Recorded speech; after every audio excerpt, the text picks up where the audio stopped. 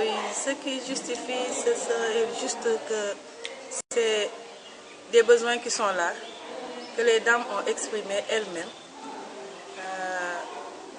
Dans la région, nous trouvons des opportunités, nous avons des produits locaux et autres, mais elles-mêmes, elles ont exprimé le besoin d'être formées en pâtisserie.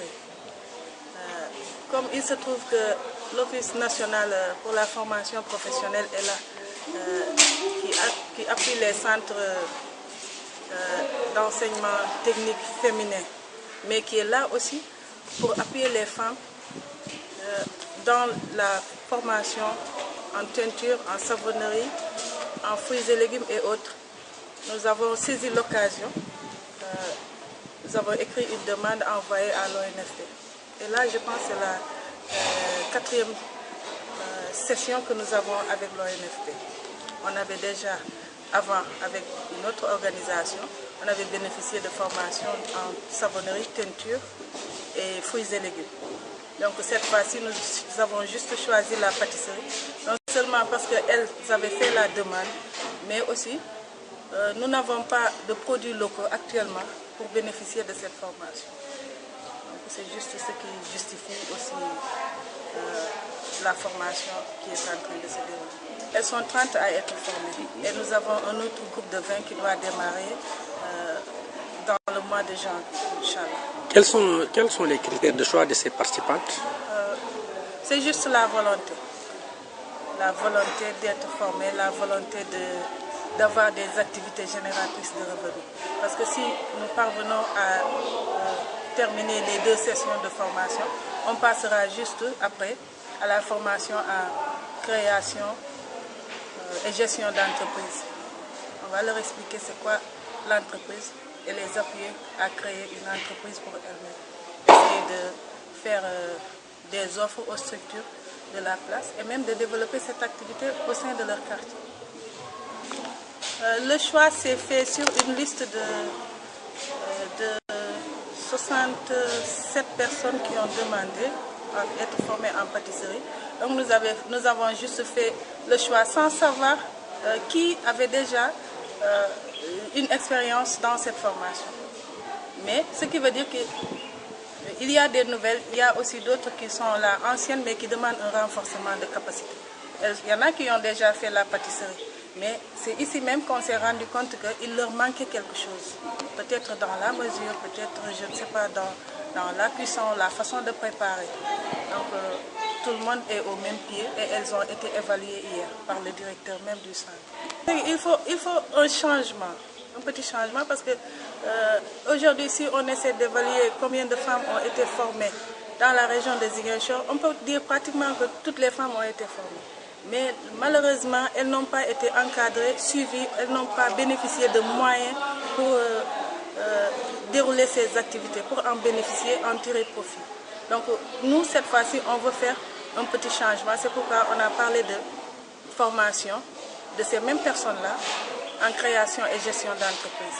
Ensuite, on va les accompagner toujours avec les partenaires qui sont sur la place, vers des structures, vers les boulangers par exemple, leur proposer leurs services en pâtisserie. Et peut-être même avec des partenaires, on pourra bénéficier d'un fonds juste pour faire une maison pâtisserie à Ziguinchor, parce qu'il faudrait aussi qu'on ressemble un tout petit peu à nos amis du Nord. On n'a pas de pâtisserie à Ziguinchor, alors qu'à Dakar, il y en a plein. Nous avons besoin aussi de consommer cela ici à Ziguinchor, quel que soit le prix que nous avons.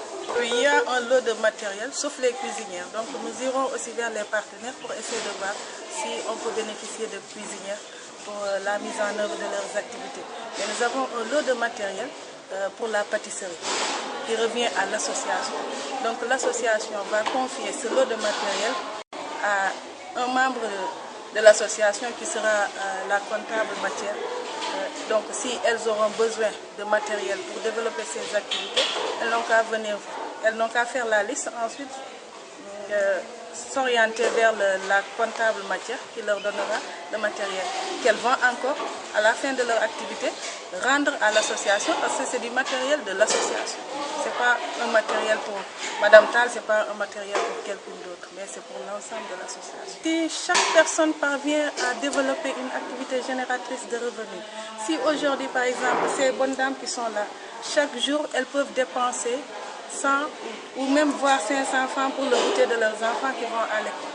Mais si elles parviennent à préparer, ça veut dire qu'il y a un bénéfice qui va se faire. Donc ce qu'elles étaient en train de dépenser par jour pour le goûter des enfants, elles sont en train de les préparer. Ça fait toujours une petite économie. Elles font l'activité, elles vendent les gâteaux ou les beignets dans le quartier. Elles peuvent aussi en bénéficier, essayer de voir le bénéfice qu'il y a si elles sortent le montant qui a permis à faire l'activité, à dépenser. Maintenant, le bénéfice peut servir à être épargné. Et je pense que si elles le font, elles parviennent à avoir une pâtisserie. Je pense que non seulement ça va leur servir à quelque chose, mais ça permettra aussi de recruter un personnel, peut-être même masculin, pour le nettoyage, je ne sais pas, dans la préparation des activités, la gestion même, parce qu'elles ne pourront pas. C'est vrai qu'il faudrait savoir que le niveau n'est pas très élevé. Donc, quoi qu'il en soit, elles auront besoin d'une personne extérieure pour l'encadrement, pour la gestion de cela et les accompagner. Bon, là, les difficultés, c'était peut-être au début parce qu'il faudrait que l'ONFP vous rembourse le transport matériel. Actuellement, la prise en charge au niveau du repas, c'est l'ONFP, c'est le directeur du centre qui s'en charge avec les financements de l'ONFP. Mais après, c'est quand on aura terminé la formation que l'ONFP reçoit ses justificatifs qu'il rembourse les transports. Donc, il était difficile de démarrer, mobiliser un car pendant 10 jours qui amène les femmes à Bignona, les ramène à Ziguinchor au jour le jour. Il était difficile. Donc, c'est avec l'appui du docteur Idrissa Goudia que nous avons pu quand même préfinancer cela. Avez-vous un message à lancer aux bailleurs, aux partenaires Oui, juste leur dire que les besoins restent, les besoins existent, les difficultés existent. Il y a plus de difficultés que d'opportunités. Mais pour faire un équilibre sur les deux, je pense qu'il faudrait que les bailleurs viennent nous accompagner, viennent voir ce que nous sommes en train de faire, viennent voir nos motivations, notre volonté de faire. Parce que ces dames-là, elles sont vraiment motivées. Laisser 10 jours ces activités à Ziguinchor et venir suivre une formation, je peux dire que si ces personnes n'étaient pas vraiment motivées, elles ne seront pas là. Donc ce n'est pas le courage qui nous manque, mais c'est les moyens qui nous manquent. Les ressources existent, mais c'est l'oreille attentive qui nous manque. L'oreille et les poches disponibles pour nous appuyer financièrement. C'est tout ce qui nous manque. Mais quand même, il est temps d'appuyer, d'appeler nos sœurs, nos autres sœurs, de s'organiser, parce que si on va en manière dispersée, on n'arrivera à rien. Il faut qu'on essaie de consolider nos forces, de nous regrouper, de nous organiser pour pouvoir en bénéficier. Et que chacun sache que ce qu'on est parvenu à avoir, c'est au nom d'un groupe. Ce n'est pas à titre personnel. Il faudrait qu'on essaie de voir un petit peu d'asseoir les intérêts personnels. Tant qu'on ne le fait pas, le groupe sera toujours une entreprise mornée.